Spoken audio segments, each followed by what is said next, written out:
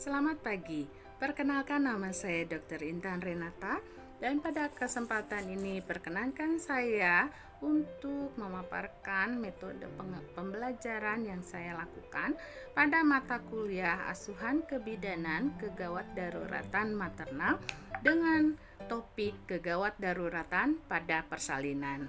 Selamat mendengarkan. Kegawat daruratan pada persalinan. Kegawat daruratan pada persalinan meliputi banyak hal. Pada kesempatan ini, saya akan menerangkan tentang dua hal, yaitu induksi persalinan dan ekstraksi vakum pada persalinan. Induksi persalinan meliputi beberapa hal penting, yaitu pertama, kita harus mengetahui tentang apa itu persalinan. Pertama yaitu pengenalan akan fase persalinan.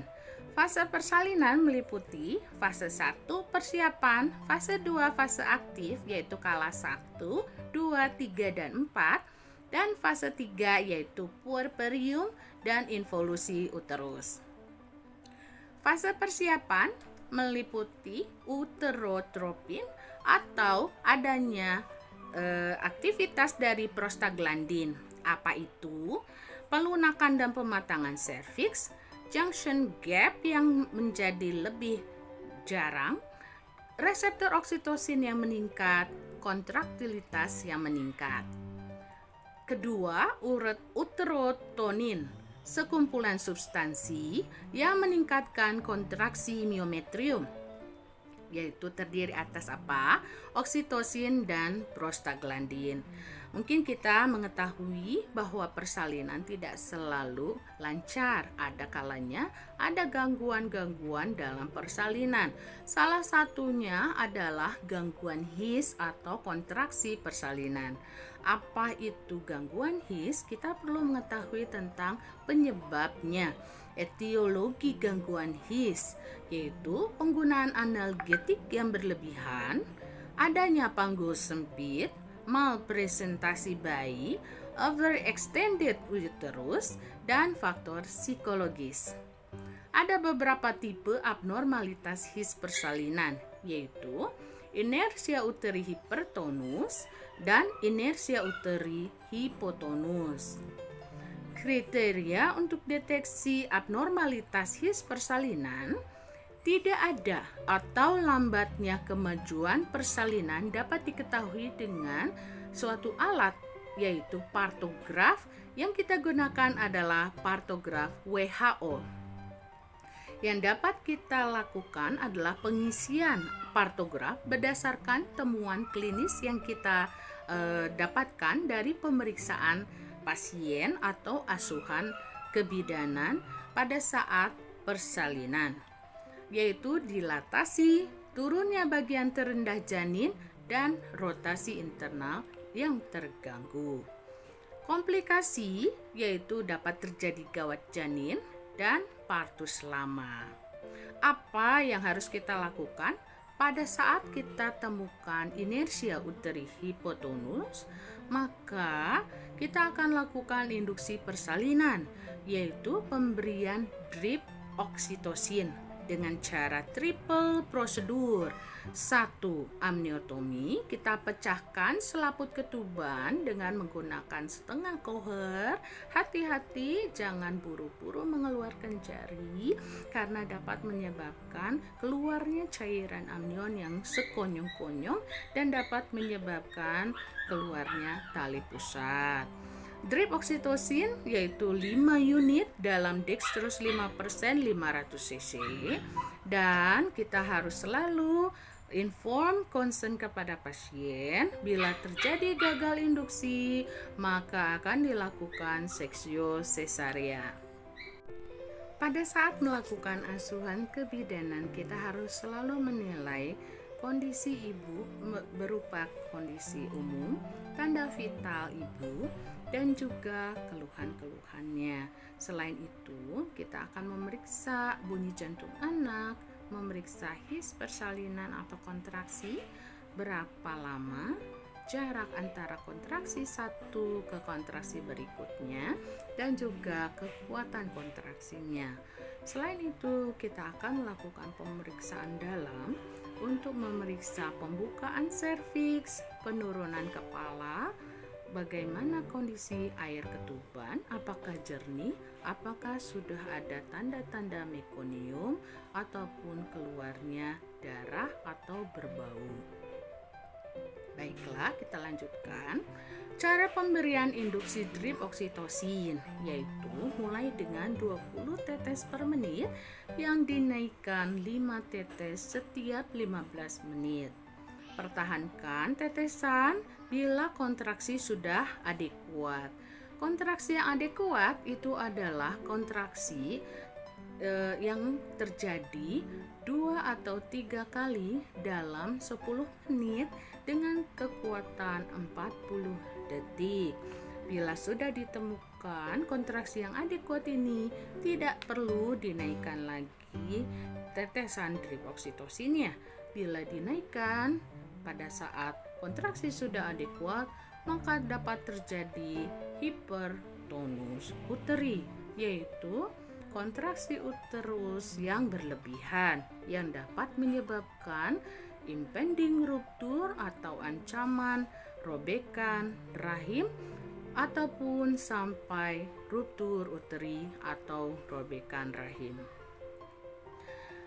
Maksimum tetesan yang diberikan adalah 60 tetes per menit.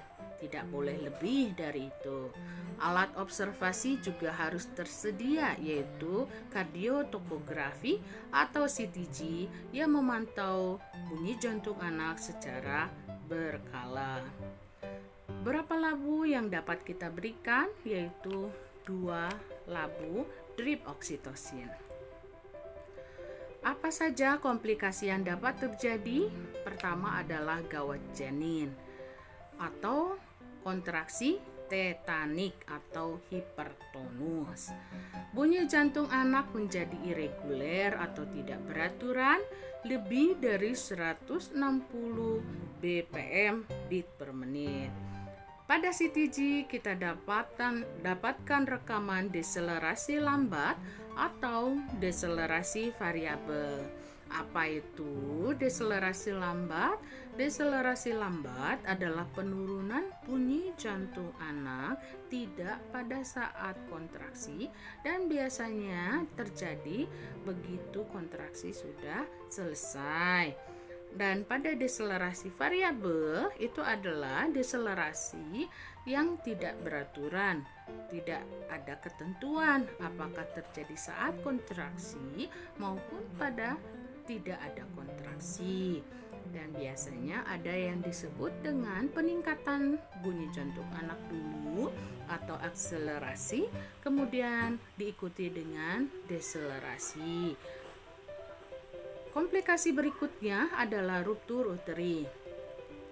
Tandanya apa? Kontraksi hilang, lalu bunyi jantung anak negatif. Bagian janin menjadi mudah dipalpasi dan terjadi shock pada ibu, denyut nadi tidak teraba. Apa penata laksanaan komplikasi? Bila terdeteksi gawat janin, maka kita lakukan adalah stop infus oksitosin dan lakukan resusitasi intrauterin. Apa saja resusitasi intrauterin itu? Pertama, infus yang tadi berisi oksitosin kita ganti menjadi infus yang berisi ringer laktat dan diberikan tetesan yang cepat. Kemudian kita berikan oksigen pada ibu dengan oksigen laju 5 liter per menit dan posisi ibu kita baringkan miring ke kiri. Kita lakukan reevaluasi dan bila gawat janin masih terus terjadi, maka dilakukan seksio sesaria dengan indikasi gawat janin. Yang kedua adalah ekstraksi vakum. Prinsip ekstraksi vakum adalah membuat kaput buatan karena pemberian tekanan negatif. Dilakukan 10-15 menit sejak dimulai penarikan dan diharapkan bayi sudah dilahirkan. Syaratnya, bayi dalam presentasi kepala dan pembukaan lengkap. Bila diperiksa pemeriksaan dalam, maka kepala sudah di dasar panggul. Ekstraksi vakum ini dilakukan pada kala 2 memanjang, yaitu bayi belum lahir sejak 1 jam ibu meneran. Baik, peralatan yang dibutuhkan adalah pompa, botol vakum, selang, mangkuk atau cup berbagai ukuran, alat penarik, meter penunjuk tekanan. Kita harus selalu memeriksa fungsi alat sebelum digunakan. Baik, pada gambar kita dapat melihat cup pada vakum. Ada beberapa ukuran, kecil, sedang, dan besar. Lalu ada juga yang terbuat dari silikon dan ada yang terbuat dari metal. Cup ini akan disambungkan dengan selang dan selang ini akan disambungkan ke alat vakum. Kemudian kita akan melakukan pengecekan dengan menyalakan tombol vakum. Bila terjadi tekanan negatif, yaitu pada tangan kita letakkan cup tersebut dan kemudian kita merasakan bahwa adanya tarikan atau adanya cup ini seperti menyedot tangan, maka itu disebut alat berfungsi. Kemudian setelah dilakukan pengecekan alat, maka kita akan melakukan persiapan, yaitu kita periksa lagi apakah memang indikasi sudah sesuai, yaitu kalado memanjang, kelelahan ibu, adanya malposisi, gawat janin ringan, ataupun upaya untuk mempersingkat kala 2 karena alasan tertentu, misalnya persalinan sebelumnya seksiu sesariat, ataupun ada penyakit lain yang mengharuskan ibu tidak boleh meneran terlalu kuat. Kita akan melakukan pemeriksaan ulang apakah pada pasien tersebut bayi presentasi kepala, apakah presentasi belakang kepala turunnya sudah di Hodge 3+ atau di dasar panggul, pembukaan sudah lengkap, kontraksi baik atau tidak, dan ibu masih bisa meneran atau tidak. Bila kontraksi kurang baik, maka kita akan melakukan usaha untuk memperbaiki kontraksi, misalnya dengan melakukan drip oksitosin 5 unit dalam RL 500 cc 20-30 GTT per menit. Dan kita akan melakukan informed consent yang jelas kepada pasien sebelum melakukan tindakan, bahwa pada persalinan vakum ini, persalinan ini memang merupakan persalinan buatan, bantuan dari pihak penolong 50% dan tetap ada tenaga ibu atau usaha meneran 50%. Sehingga bila ibu sudah tidak bisa meneran, maka sebaiknya tindakan ekstraksi vakum ini tidak dilakukan karena kecenderungan akan gagal. Prosedurnya harus sesuai dan kita akan menempatkan ibu dengan posisi litotomi. Ibu akan bergeser sampai ke ujung bed, lalu kaki akan diletakkan di penyangga kaki kiri dan kanan, lalu dilakukan pemeriksaan A dan antiseptik, kemudian pemeriksaan dalam apakah memang sudah memenuhi syarat. Kemudian setelah pengecekan alat tadi, kita akan lakukan pemasangan cup sesuai dengan ukuran kepala yang kita sudah periksa tadi, dan kemudian kita akan melakukan penyalaan alat vakum dan penurunan tekanan secara bertahap. Kemudian kita akan melakukan tarikan percobaan dan kemudian selalu mengecek tidak boleh ada bagian dari vagina yang terjepit. Ibu kemudian kita akan minta untuk meneran pada saat his, dan pada saat ibu meneran pada saat his tersebut kita akan melakukan tarikan vakum. Kemudian ketika anak sudah lahir dilakukan resusitasi bayi baru lahir dan evaluasi jalan lahir. Tentunya ada beberapa hal penting yang harus diketahui, yaitu pada saat dilakukan ekstraksi vakum ini, maka kita harus memastikan bahwa posisi ibu nyaman dan terbuka, yaitu dengan melakukan posisi McRobert. Mangkuknya juga harus sesuai, tidak boleh salah memilih mangkuk atau cup.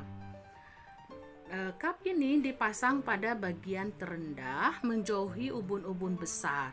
Perhatikan posisi ubun-ubun kecilnya. Tekanan negatif setiap 2 menit diturunkan minus 0,2 kg cm persegi sampai minus 0,6. Periksa selalu apakah ada bagian jalan lahir yang terjepit. Kita lakukan traksi pada saat kontraksi dan kita harus lakukan koordinasi yang baik antara tangan kita yang sebelah kiri dan kanan. Lalu ikuti beberapa kondisi normal yang terjadi, yaitu putaran paksi dalam. Kemudian hentikan penarikan kalau kontraksi berhenti dan lanjutkan lagi pada saat kontraksi selanjutnya. Kepala janin dilahirkan dengan menarik alat cup vakum ke atas, ke depan atas. Ya, di gambar dapat kita lihat ini adalah manuver McRoberts, yaitu pasien akan membuka selebar-lebarnya kaki dan bagian paha akan menempel di perut ibu. Nah, dengan manuver McRoberts ini maka ukuran dari pintu bawah panggul akan semakin luas sehingga diharapkan keberhasilan dari ekstraksi vakum ini. Baik, nanti kita akan lihat peragaan dan juga beberapa tampilan atau video tentang ekstraksi vakum ini. Nah, pada saat nanti kita lihat, maka langkah-langkah tadi jangan lupa dilihat kembali apakah sudah sesuai yang didemokan atau yang ditayangkan di video dengan yang sudah kita pelajari. Bila tidak sesuai, nanti kita akan diskusikan lagi ya.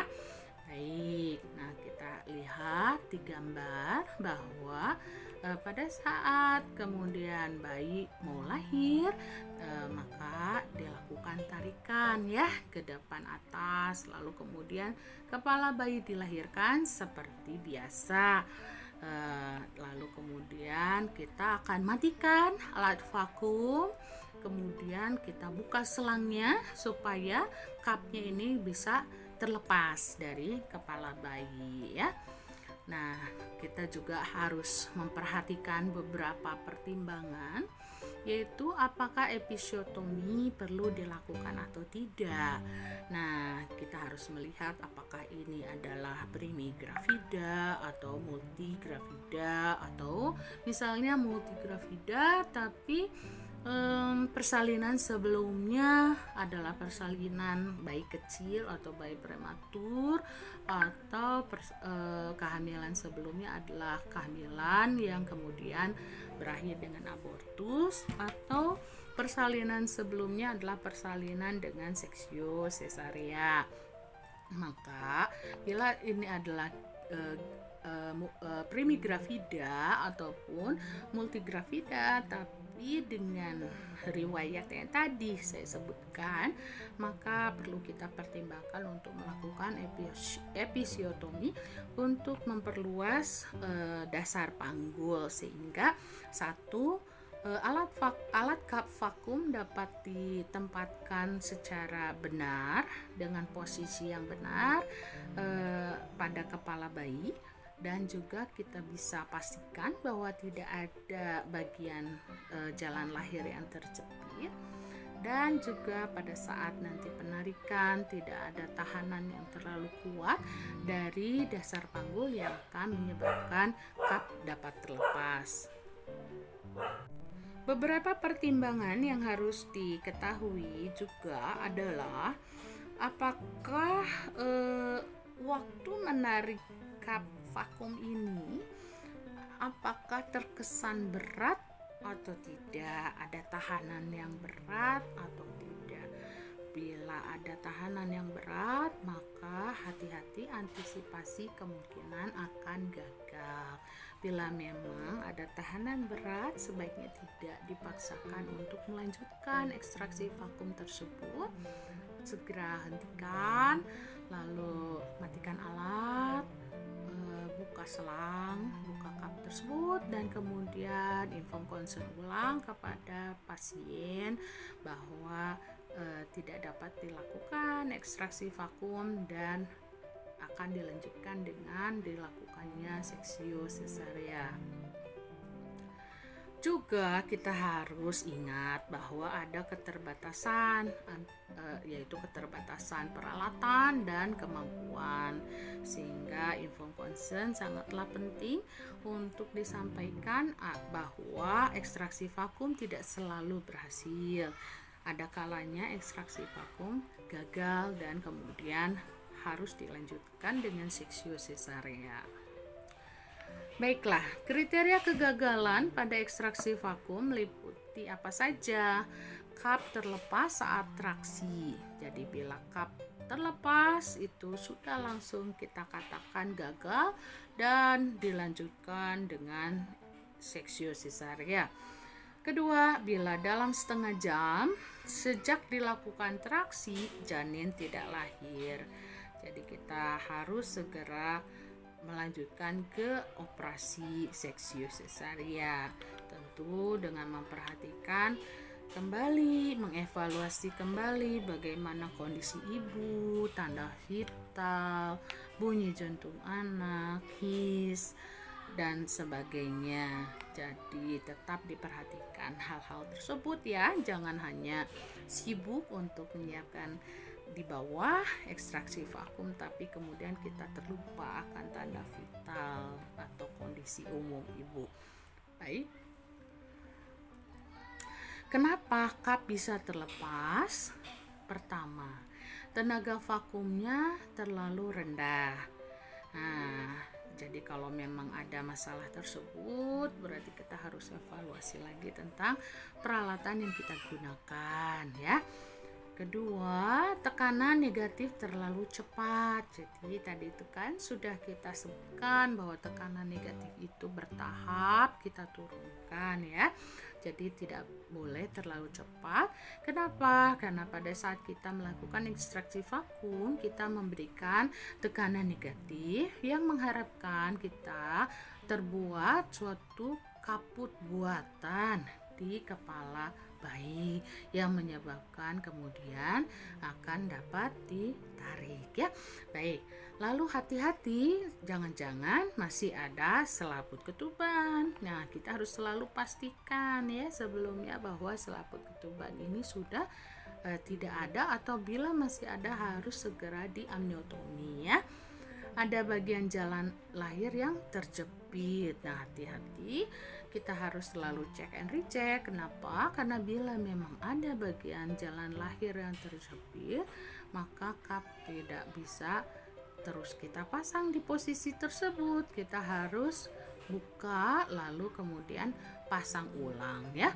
Karena bila kita tetap memasang dengan posisi ada bagian jalan lahir yang terjepit, maka dikhawatirkan akan terjadi robekan jalan lahir ataupun bisa terjadi robekan sampai ke dalam ya.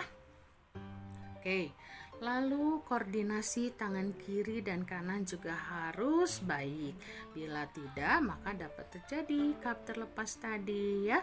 Jadi memang pada saat pemasangan cup, satu tangan kita, misalnya tangan kanan, itu akan menekan cup tersebut pada kepala bayi, dan satu tangan lagi akan memeriksa apakah ada jalan lahir yang terjepit atau tidak. Dan kemudian ketika dilakukan tarikan, yang menarik adalah tangan kanan, sehingga tangan kiri akan menahan cup supaya cup tetap menempel dengan baik di kepala bayi gitu ya. Lanjut, oke, kenapa cup terlepas juga bisa bila traksinya terlalu kuat ya. Jadi sebagai operator atau penolong, kita harus memastikan bahwa memang kita melakukan tarikan pada saat his, pada saat terjadi kontraksi, dan ibu tersebut memang dapat bekerja sama, yaitu pada saat kontraksi ibu tersebut meneran sekuat-kuatnya dengan metode yang sudah diajarkan begitu ya. Jadi jangan sampai kita melakukan traksi pada saat bukan kontraksi ataupun melakukan traksi pada saat kontraksi tapi ibu tidak meneran ya. Kemudian selanjutnya bila pada alat ada kebocoran ya, misalnya di selang ada kebocoran sehingga tidak terbentuk tahanan negatif tadi ya, sehingga tidak terjadi kaput buatan yang kita inginkan ya. Kemudian bila terjadi masalah yaitu disproporsi vetopelvik. Apa itu disproporsi vetopelvik? Yaitu ketidaksesuaian antara kondisi posisi bayi dengan jalan lahir ya. Misalnya terjadi presentasi yang tidak sesuai ya, bukan belakang kepala misalnya. Nah, sehingga kita paksakan untuk ekstraksi vakum tapi kemudian tidak berhasil ya. Oke, komplikasi apa saja yang mungkin terjadi? Itu adalah ya tentu yang tadi ya, gagal ekstraksi vakum. Itu suatu komplikasi ya. Sehingga kalau gagal ekstraksi vakum maka akan dilanjutkan dengan seksio sesaria, tentu dengan persiapan ya, yaitu tetap kita ganti infusnya tadi, berikan RL 500 cc dengan tetesan cepat, berikan oksigen 5 liter per menit, ibu berbaring miring kiri, persiapan ruang operasi, persiapan inform consent, penandatanganan berkas persetujuan oleh pasien dan keluarga. Lalu kemudian kita juga akan berkolaborasi dengan bagian perinatologi, yaitu untuk persiapan apabila ada kondisi asfiksia pada bayi baru lahir nantinya karena ada kegagalan pada ekstraksi vakum yang kemudian dilanjutkan dengan seksio sesaria. Komplikasi lain yang dapat terjadi adalah trauma jalan lahir atau laserasi ya. Kenapa ya tadi itu bila terjadi adanya jepitan jalan lahir ya, ataupun bisa saja tidak ada jepitan jalan lahir, namun karena terjadi kala dua yang memanjang maka terjadi yang namanya partus lama, dan kemudian bagian jalan lahir menjadi edem dan mudah untuk terjadinya laserasi atau trauma jalan lahir ya. Kemudian komplikasi berikutnya adalah trauma janin. Jadi hati-hati pada penggunaan ekstraksi vakum, kita harus pastikan bahwa cup terpasang dengan baik ya. Jangan sampai terjadi kesalahan dalam pemasangan cup tersebut. Tadi ya kita sudah lihat di gambar bahwa kita akan memasang cup tersebut di bagian terendah menjauhi ubun-ubun besar ya. Nah, sehingga kita harus melakukan pemeriksaan di mana posisi ubun-ubun kecil. Lalu kemudian kita pasang di dekat situ dan jangan sampai ke ubun-ubun besar ya. Nah, kemudian kita harus pastikan juga bahwa jangan sampai kita salah menggunakan ukuran cup, karena ukuran cup yang salah juga bisa menyebabkan trauma janin ya. Sehingga apakah cup yang kecil, apakah cup yang ukuran sedang, atau cup yang ukuran besar ya. Bila ada terjadi trauma janin, maka harus cepat diidentifikasi lalu dikonsultasikan ke bagian perinatologi ya, sehingga nantinya dapat dilakukan kolaborasi penanganan bayi baru lahir dengan trauma janin. Baik, komplikasi selanjutnya yang mungkin terjadi adalah adanya kaput yang panjang atau besar. Nah, ini biasanya kita akan lihat ya pada bayi baru lahir akan terjadi pada kepalanya benjolan yang besar ataupun yang panjang ya.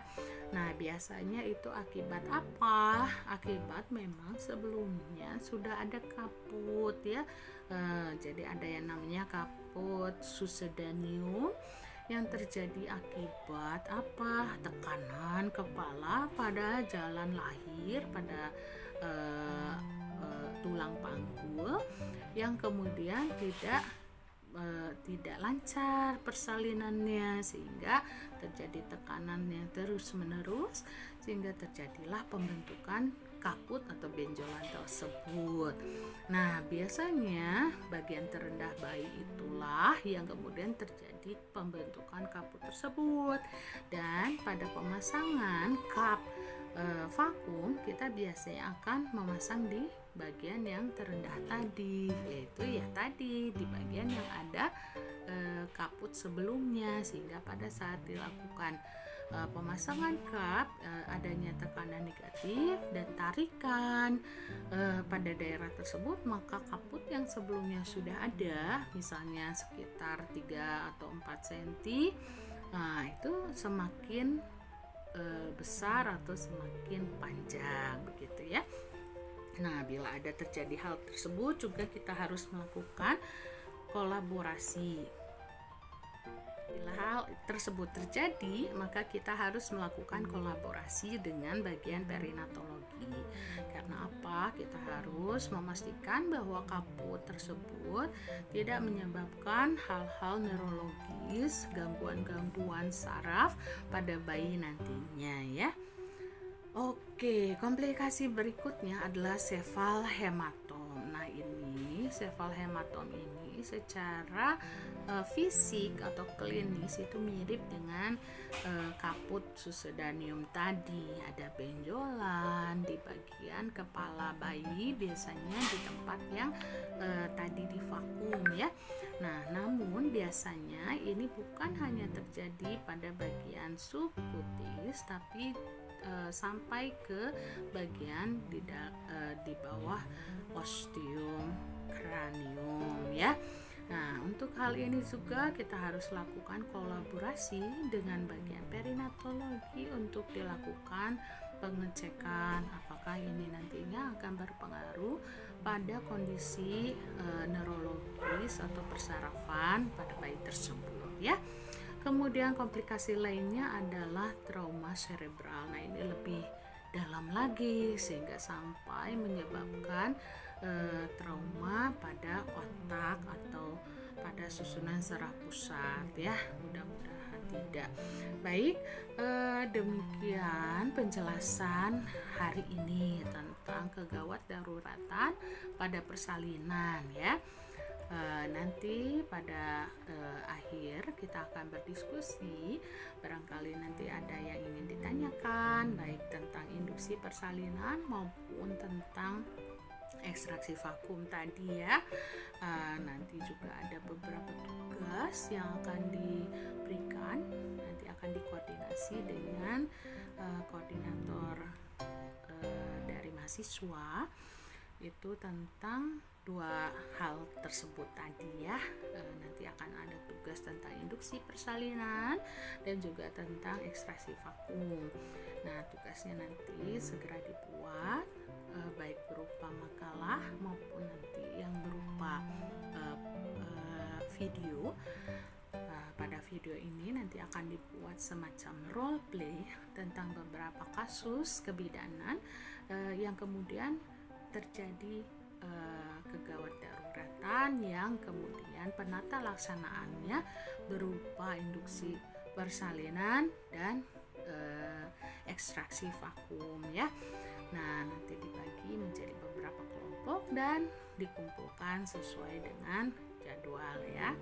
Baik, terima kasih atas perhatiannya. Mudah-mudahan ilmu yang disampaikan bermanfaat, dan mudah-mudahan dengan ilmu ini kita dapat saling bahu-membahu menurunkan angka kematian ibu dan angka kematian bayi yang masih tinggi di negara Indonesia.